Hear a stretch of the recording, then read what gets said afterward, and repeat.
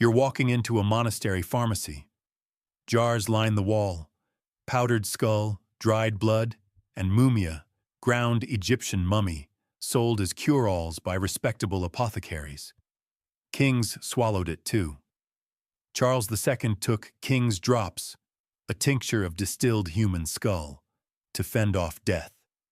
And crowds at executions? Epileptics were told to drink the warm blood of the condemned, straight from the scaffold, because physicians swore it calmed seizures. This isn't folklore. It's Europe's medical history, where faith met flesh and science blurred into sorcery. Stay with me. By the end, you'll never look at medicine the same way. Again. Ever.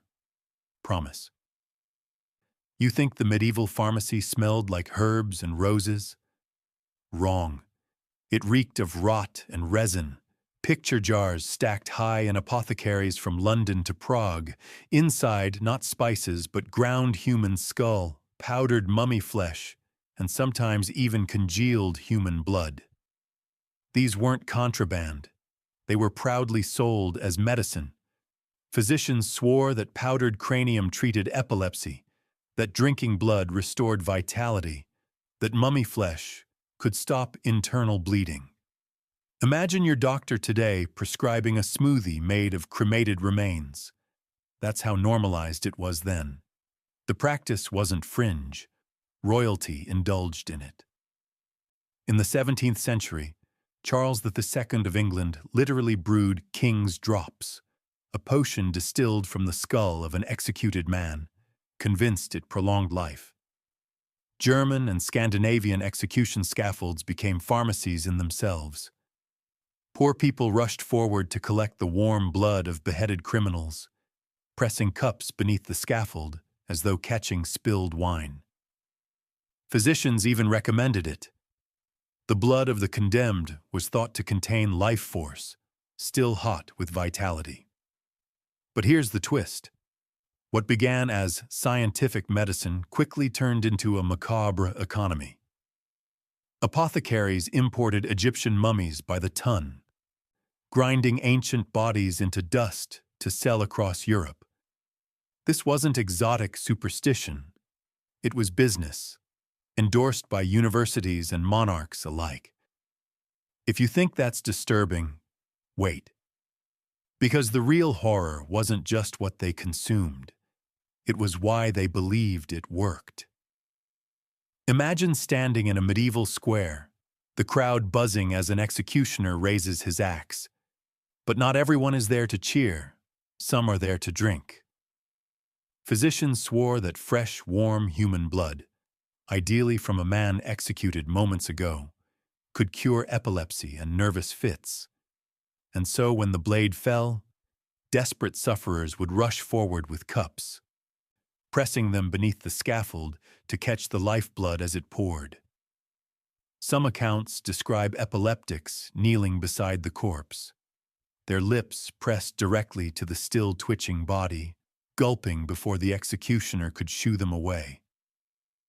This wasn't rumor. It was medical advice, written in serious treatises. German physician Johann Schroeder in the 1600s recommended blood as the fountain of health, especially if taken while still hot. To modern ears, it sounds vampiric, but to a society terrified of seizures and madness, it was salvation. Even the smell of iron and steam rising from the scaffold became part of the cure. People whispered that the closer the blood was to the moment of death, the stronger its power. Execution sites became open-air pharmacies, where condemned men were transformed into involuntary donors for the desperate. But here's the grotesque irony. This practice blurred the line between healer and butcher. Instead of banishing superstition, medieval science institutionalized it. And if you think drinking blood was the worst of it, brace yourself, because the next treatment demanded something even more unthinkable: the flesh of the dead. Picture this: caravans hauling crates of blackened corpses across the Mediterranean, not for burial, but for the butcher's table. For centuries, Europeans believed in mumia, a medicine made from ground-up Egyptian mummies. Apothecaries from Paris to Venice kept it in jars, sold by the ounce, often at the same counter where you might buy saffron or cinnamon. The taste? Bitter, tar-like, because much of it came coated in pitch and resins used for embalming. To a 16th century patient, that bitterness was the taste of healing. Kings and commoners alike swallowed it. The French king, Francis I, carried a pouch of powdered mummy mixed with rhubarb, taking it daily against poison. Apothecaries assured buyers that mummy flesh contained the concentrated life force of antiquity, hardened, preserved, and now transferable to anyone willing to choke it down. Physicians like Guy de la Fontaine, who traveled to Egypt in the 1500s, exposed the fraud. Many mummies sold in Europe weren't ancient at all, but fresh corpses sun-dried by unscrupulous merchants. Yet demand never faltered. People wanted the dead inside them, convinced it was salvation. Imagine grabbing a handful of beef jerky at a gas station, only it's centuries-old human flesh, consumed by dukes and monks who believed it would knit bones, cure bleeding, or even grant longevity. What passed for pharmacy was, in truth, a form of ritualized cannibalism cloaked in medical Latin. But wait, if swallowing corpses seems horrifying, the next step was even more disturbing. Some Europeans didn't just eat the ancient dead, they harvested the newly dead. Forget the mummies of Egypt. Europeans soon realized they didn't need to import corpses when local execution scaffolds supplied fresher stock. Physicians claimed that the closer a body was to death, the stronger its healing power. That meant criminals, rebels, and heretics didn't just die for justice. They became medicine cabinets for the living. Apothecaries purchased strips of flesh directly from executioners. The skin was dried, powdered, and mixed into salves to treat bruises and wounds. In some German towns, executioner's fat was rubbed onto aching joints or smeared on cuts, with the macabre promise that another's life force would knit your flesh back together. The practice was so normalized that executioners themselves sometimes became part-time healers, selling bits of the bodies they mutilated. And this wasn't just a peasant superstition. Scholars and clergy endorsed it. 17th century medical manuals calmly listed homo fat, human fat, as an ingredient alongside herbs and minerals. Even monasteries brewed remedies that included skull fragments or marrow. Imagine monks grinding bones while chanting prayers, convinced they were turning the dead into sacraments of health. Here's the grisly irony. People thought they were stealing life from the newly dead, but what they were really swallowing was infection. Many who used these remedies died faster, not from their original ailment, but from ingesting tainted human matter. But if the thought of eating flesh horrifies you, the next practice was even worse, because for the truly desperate, the skull itself became a chalice. You walk into a 17th century pharmacy in Germany. On the shelf, a human skull, hollowed and polished, ready to be ground into powder. Physicians prescribed cranium humanum for ailments like epilepsy, bleeding, and migraines. The skull was seen as a vessel of the soul, so its fragments supposedly carried healing energy. Patients would scrape dust from the bone, stir it into wine, and drink it down like chalky medicine. But some didn't stop at the powder. Skulls themselves were transformed into cups, grotesque chalices from which the sick sipped warm drinks. The belief that drinking from the very seat of thought transferred strength to the weakened mind. In Denmark, nobles were said to toast health from goblets carved out of enemy skulls. It was equal parts trophy, ritual, and medicine. The most prized skulls came from executed men, especially those who died violently. Doctors argued that the sudden death trapped the spirit in the bone, making it potent. Imagine sipping mulled wine laced with ground cranium, convinced you were swallowing the essence of courage and life itself. Here's the twist. The practice blurred into superstition. Some sufferers of epilepsy were told to drink from skulls at the moment church bells tolled, believing the vibrations would amplify the cure. What was science? What was sorcery? In medieval Europe, no one cared, as long as it promised survival. But if skull drinking feels macabre, wait until you hear how human fat itself became the miracle cure of choice. The executioner raises his axe, and when it falls, his work is only half done.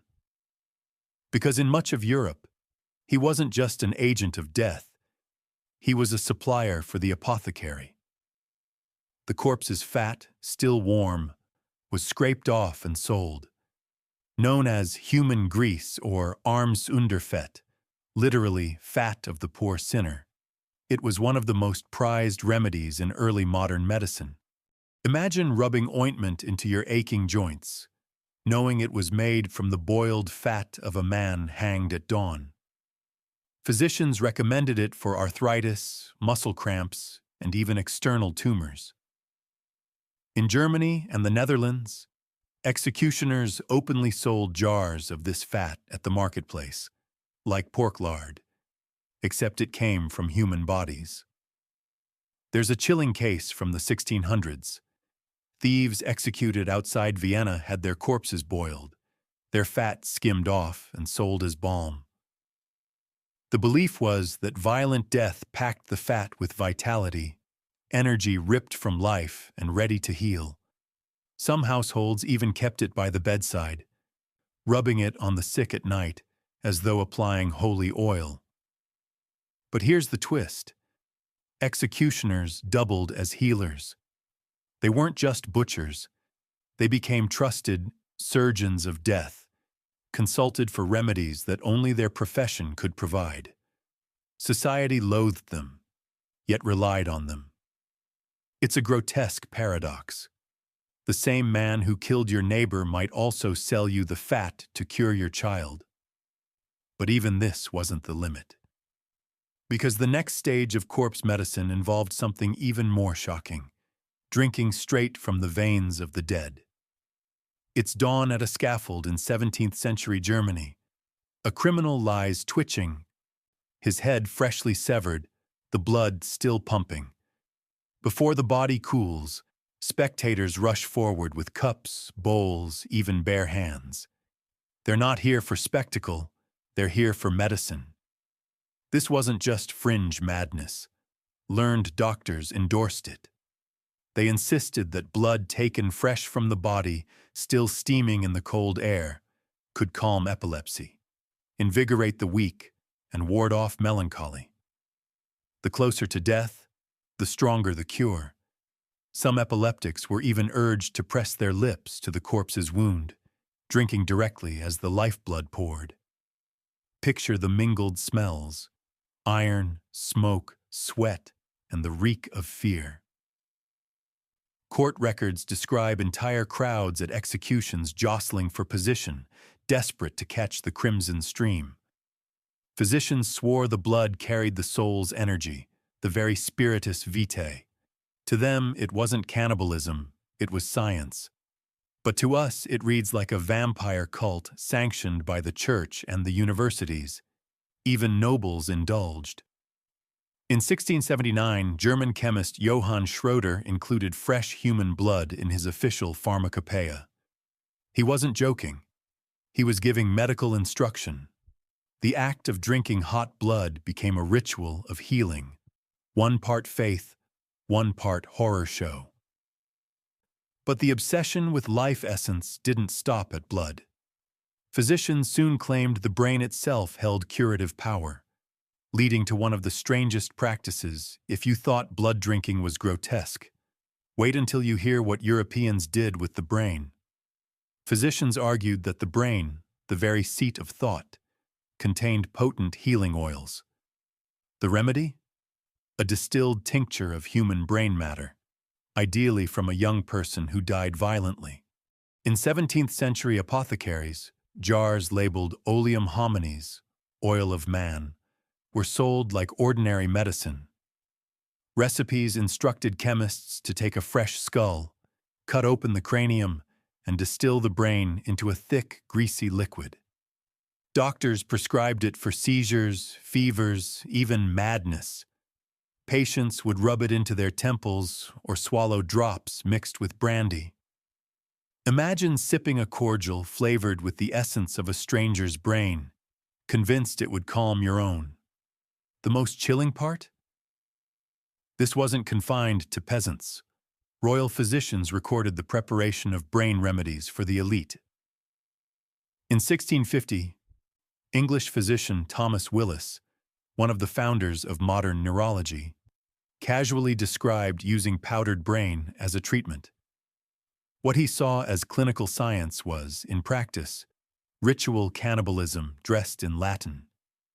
There were variations, too. Some pharmacists recommended the skull of a man killed by accident rather than disease, since his flesh carried fewer corrupt humors.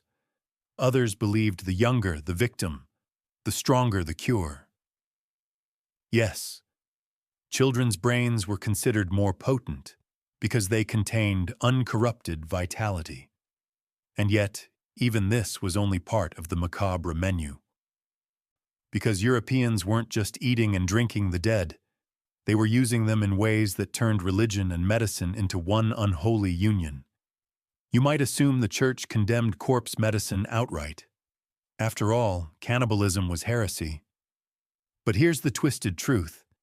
Many monasteries and clerics endorsed it, cloaking it in ritual.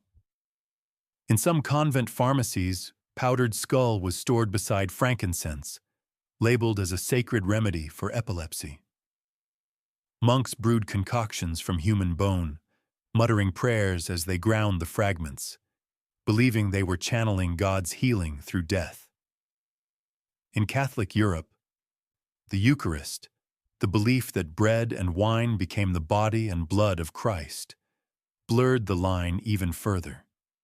If consuming Christ's flesh was salvation, why not human flesh for healing? Chroniclers recorded priests recommending powdered mummy as a gift from God's creation.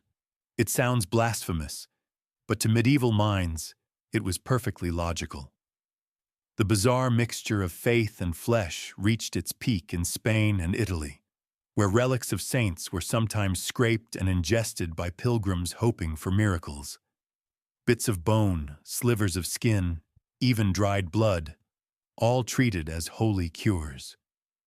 Cannibalism became sanctified, transformed into an act of piety. But here's the sting of irony. While ordinary believers gnawed relic crumbs in hope of divine blessing, Europe's rulers and scientists were consuming entire corpses in the name of reason. The sacred and the scientific met in the most grotesque way possible. And the next chapter of this story? It takes us into the royal bedchamber, where kings themselves drank the dead to cling to life. Think cannibal medicine was just for peasants and quacks? Think again. The crowned heads of Europe, men who dined on silver platters, also swallowed human remains. Francis I of France kept powdered mummy in a pouch, mixing it with rhubarb to protect against poison. He wasn't embarrassed. He saw it as the latest in cutting-edge medicine. Even more shocking was Charles II of England.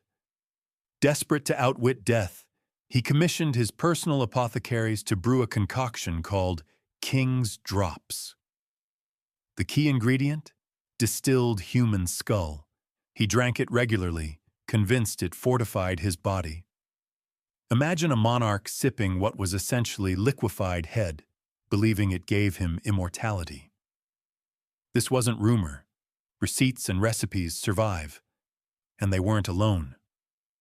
Christian IV of Denmark and Pope Innocent VIII were rumored to consume the blood of youths.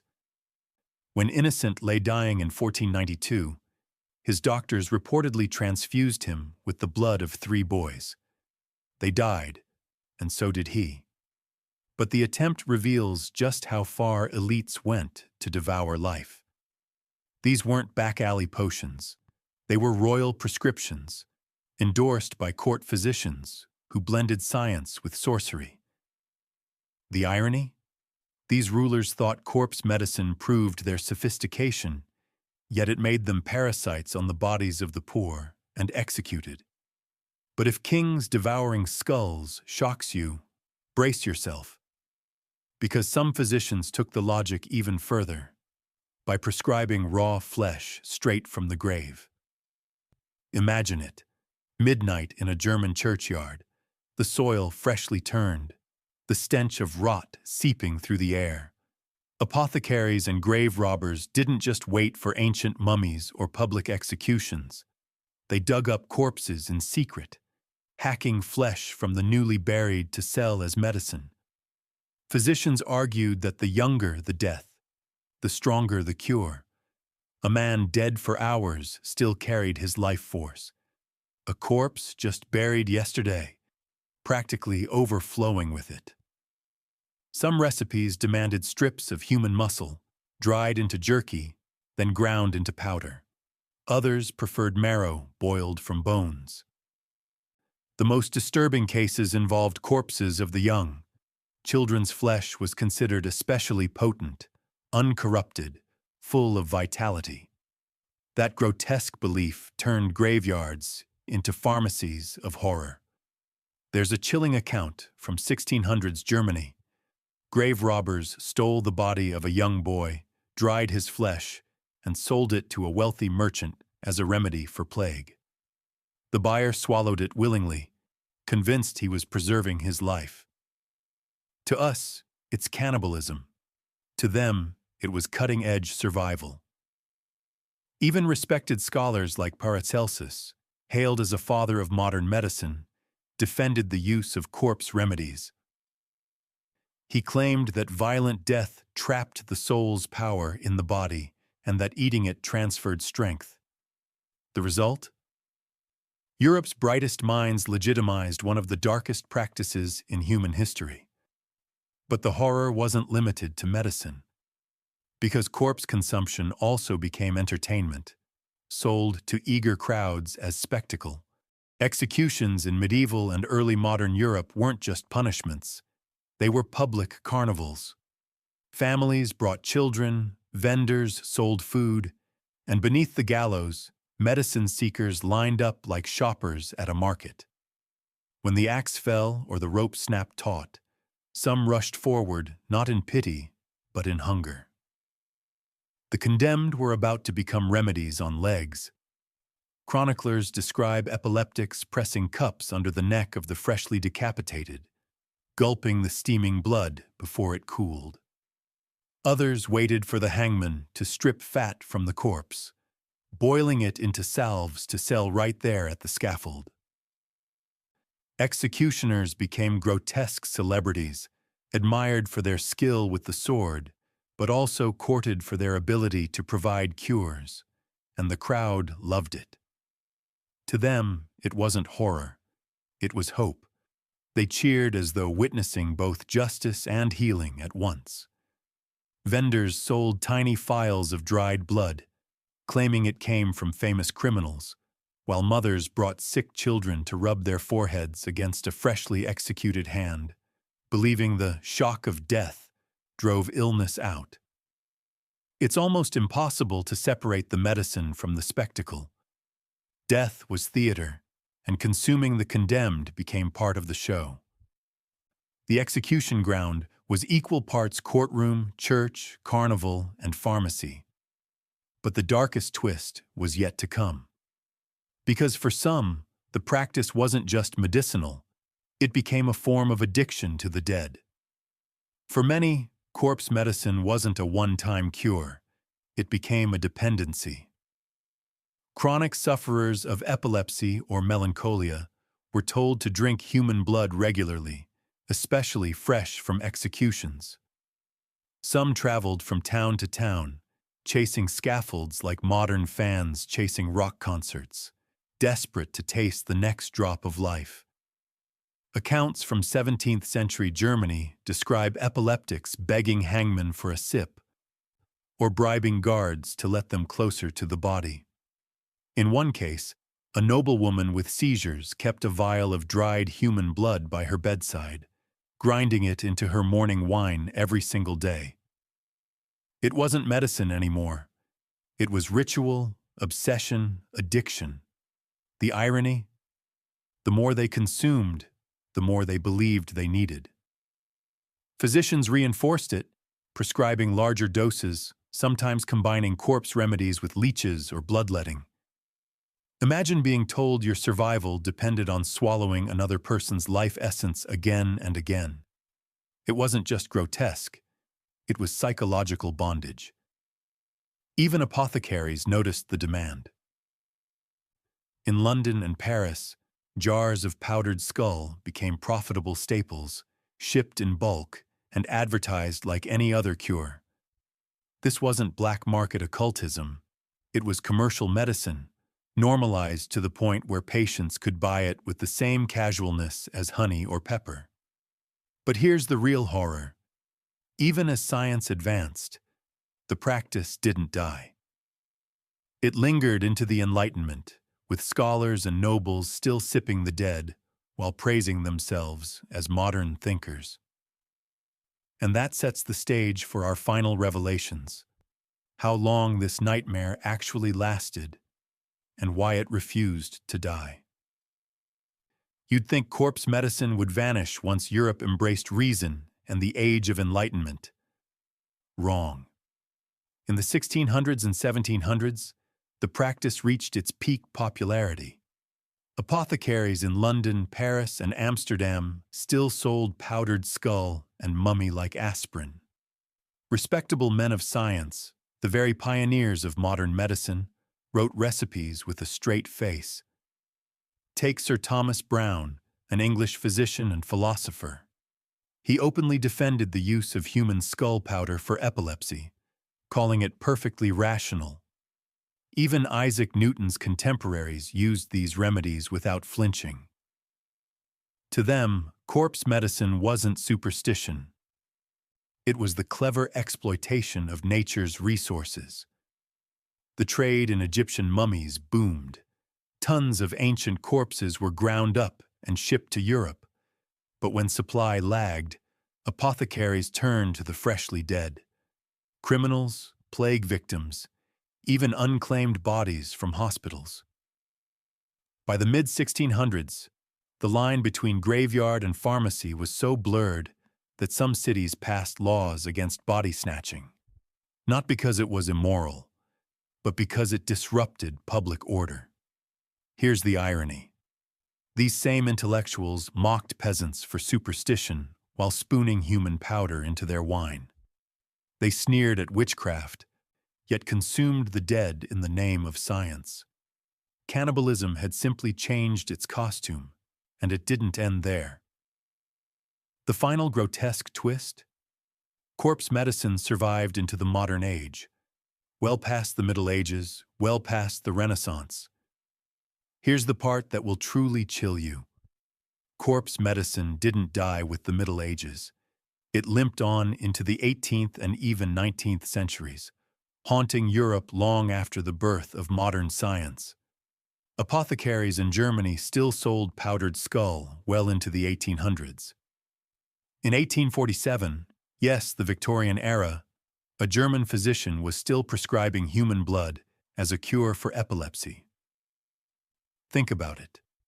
While trains were already crossing continents, some doctors were telling patients to sip the dead. And it wasn't just folk healers. King Charles II of England drank his king's drops until his death in 1685. Thomas Willis, founder of neurology, recommended skull powder. Even into the Enlightenment, London pharmacies listed mummy among their official ingredients. Cannibalism was institutionalized, written into pharmacopoeias, and only faded as medicine shifted toward chemistry in the late 1800s. The irony is brutal. At the very moment Europe prided itself on science, reason, and progress, its kings and scholars were devouring corpses like medieval ghouls. What had begun as desperation in monasteries and marketplaces became ritualized hypocrisy, proving that superstition dies hard when wrapped in a white coat. By the time corpse medicine finally vanished, countless bodies, executed, mummified, stolen from graves, had been consumed in the name of healing. It is one of history's darkest reminders that even the most civilized societies can disguise cannibalism as science. But what does all of this tell us about the human condition, and what shadows still cling to us today? That's where we'll end, in the conclusion. From the monastery pharmacy to the royal court, from the execution scaffold to the Enlightenment laboratory, Europe spent centuries feeding on the dead. Powdered skull, boiled fat, steaming blood gulped in the shadow of the axe. It sounds like horror fiction, but it was medicine, endorsed by doctors, priests, and kings. Think back to the beginning. Monks grinding bones beside jars of frankincense. Nobles sipping mummy dust imported from Egypt. Crowds fighting for a drop of blood under the gallows. It wasn't madness to them, it was survival, dressed in Latin words and holy rites. And that's what makes it so terrifying. This wasn't fringe. This was the mainstream. Why? Because the Middle Ages were haunted by disease, plague, epilepsy, madness, with no antibiotics, no vaccines, and barely a grasp of anatomy. People grasped at anything that promised life. And what stronger symbol of life than the body itself? Consume the dead, and maybe you'd steal their energy. Drink blood, and maybe you'd cheat death. It's a logic both gruesome and painfully human. But here's the bitter irony. The practice didn't vanish with progress. The age of reason didn't kill corpse medicine. It polished it. Scholars like Thomas Willis and philosophers like Sir Thomas Browne wrote about skull powder as calmly as they did about astronomy.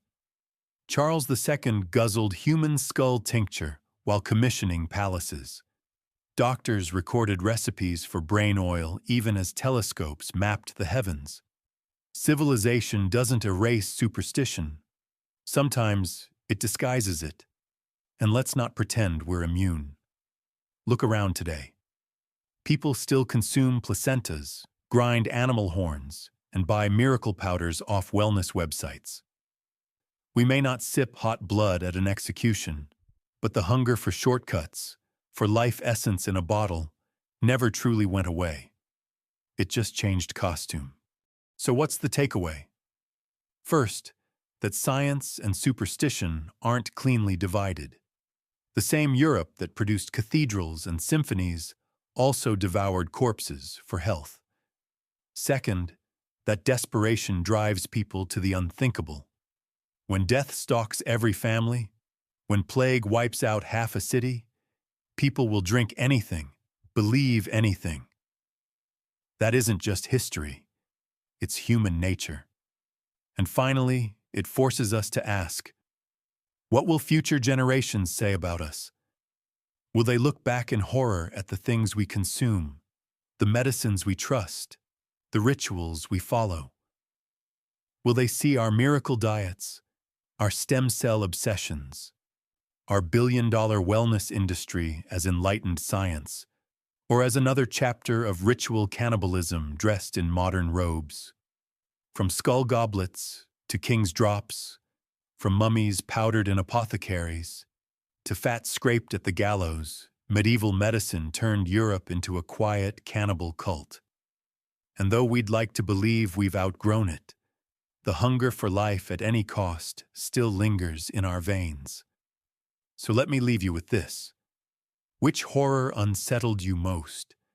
The epileptic sipping fresh blood, The king sipping liquefied skull, or the monk grinding bones in the name of God?